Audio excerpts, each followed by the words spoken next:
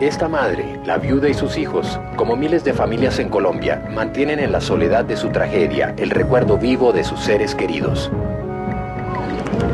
Ay, no, yo cuando vengo a esta tumba y miro a mi esposo y a mis cuñados, eso a mí me da mucha tristeza, saber que ellos fueron matados, fueron masacrados. Este niño, al igual que otros niños y niñas, vivió el horror del crimen aleve de su padre. Nos sobrepasaron en el momento que estaban a la misma altura que nosotros, le dispararon a mi papá. Esta mujer y su familia, como cientos de familias, han buscado el exilio para huir del exterminio. Ya habíamos aprendido que las amenazas se cumplían y que no amenazaban solo por asustar.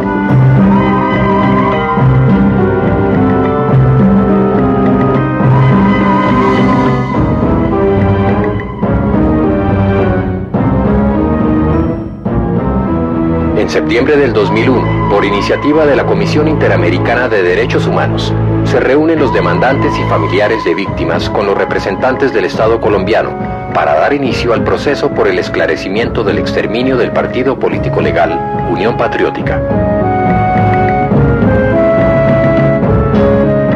De esa forma, la Unión Patriótica quiere resaltar que lo que hemos actuado en esta demanda contra el Estado colombiano por el genocidio de que es víctima la OP es consecuencia del triple y claudicable compromiso que tenemos con todos los militantes, con los familiares de las víctimas y con la mayoría del pueblo colombiano para que esta tragedia nacional nunca más pueda volver a ocurrir. Utilizando planes de exterminio conocidos en el marco de las operaciones encubiertas del Estado, como el Plan Baile Rojo, Plan Cóndor, Golpe de Gracia, Pases Únicos, entre otros. El crimen contra la Unión Patriótica es algo que en el mundo es bastante especial. Yo quiero decir que en Colombia se han mantenido las instituciones democráticas, pero al mismo tiempo se trató por lo menos de aniquilar a un grupo político entero. Es algo, yo diría, excepcional en el mundo internacional. Tenemos varias veces situación de dictadura. Sabemos que la dictadura sí tienen esa política, sea de prohibir a un partido, de expulsar a sus líderes o de matarlos. Pero en un sistema democrático hay atentados que pueden suceder, pero de esa manera tan sistemática yo no he visto en los últimos años muchos casos de ese tipo.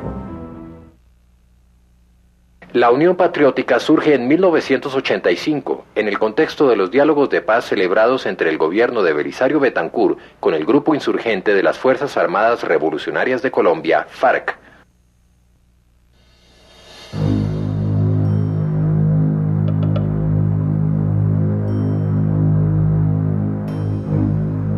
La Unión Patriótica surge en un diálogo que hace el gobierno con las FARC en el municipio de La Uribe, y allí se propone como un movimiento pluralista, convergente, diferente a los sectores tradicionales.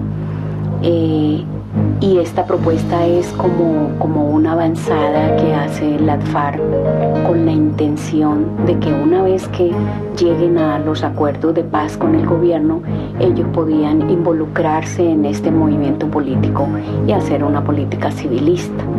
En La Uribe, campamento del secretariado de las FARC, las partes acuerdan cese al fuego, tregua y paz, abriendo así la esperanza de poner fin a la larga y cruenta guerra interna mediante la negociación política.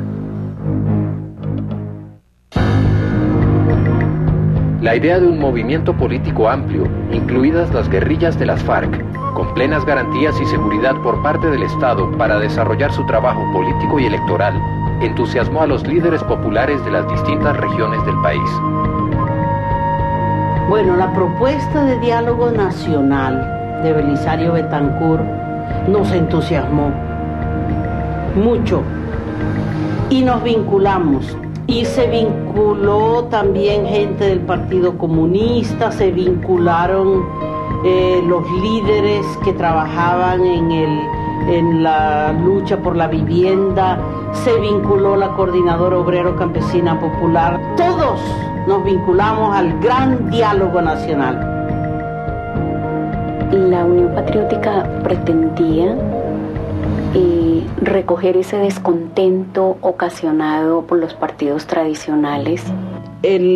Al Cesar, creo yo que le cabe el honor de haber lanzado por primera vez a la Unión Patriótica como movimiento nacional. Esto ocurrió el 16 de junio de 1985 en Pueblo Bello, Cesar. Allí había gente de las FARC, eso es cierto, porque era con ellos la Unión Patriótica. Y lo que se había dicho era que la Unión Patriótica iba a ser el mecanismo, digamos, la organización a través de la cual la gente de la FARC se iría a vincular a la actividad política concreta. Entonces, ellos estaban allí y su presencia tenía una explicación. Pero pocos días después del lanzamiento de la Unión Patriótica en Pueblo Bello, fueron asesinados en Pueblo Bello 2 campesinos, pequeños propietarios, dueños de fincas y de ganado, en cuyas casas se habían alojado los delegados de la FARC al evento. Hombres trabajadores, generosos, amplios, que creyeron en una propuesta de la presidencia de la República y sin embargo fueron traicionados en su buena fe. Ese es el juicio que yo hago.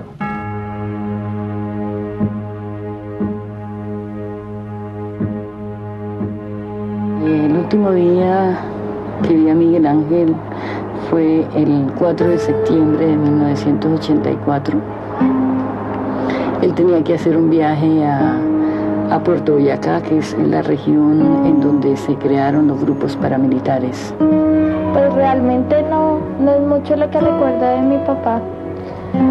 Tengo es más la imagen que he creado con las narraciones, con todo lo que me han contado de él, mi familia, los amigos, mis abuelos, de un papá cariñoso, de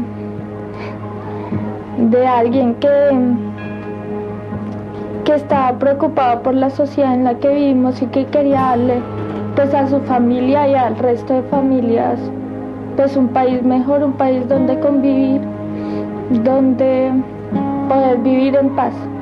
Él fue dirigente sindical de la Dirección Nacional de FENALTRAS, la Federación Nacional de Trabajadores al Servicio del Estado, y era miembro del Partido Comunista y era un activista político.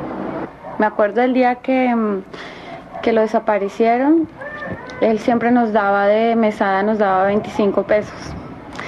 Y ese día él estaba hablando por teléfono, despidiéndose de mi abuela, de la mamá de él, y estaba en toalla, me acuerdo la toalla que tenía puesta, y simplemente él se despidió y nos dio a cada una el doble de la mesada.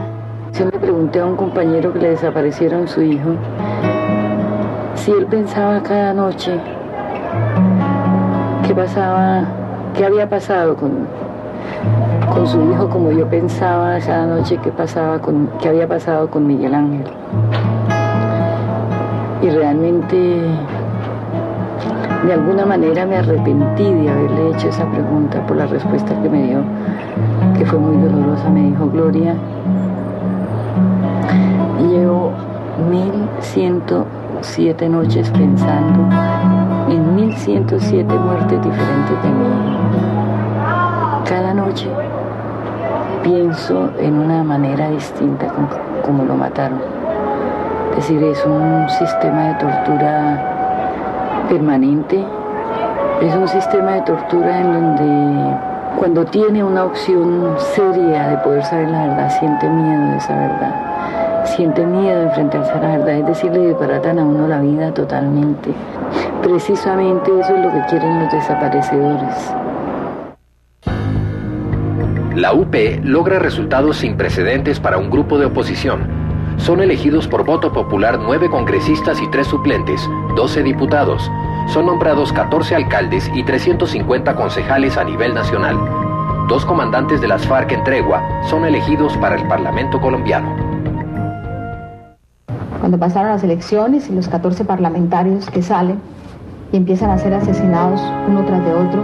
Al gobierno le gritamos basta, a los militares basta, a los paramilitares basta, a todos los violentos de Colombia basta.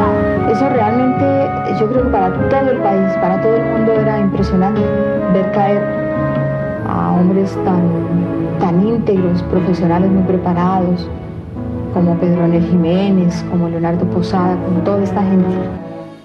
Y es cuando la Unión Patriótica denuncia a nivel nacional e internacional la existencia de un plan, el primer plan que se conoce, que es el Plan Baile Rojo, que consistía en asesinar a todas las personas que habían salido elegidas en esa elección de 1986. Empezaron a asesinar a la gente en las calles, gente simpatizante, gente militante de la Unión Patriótica, en su mayoría del Partido Comunista.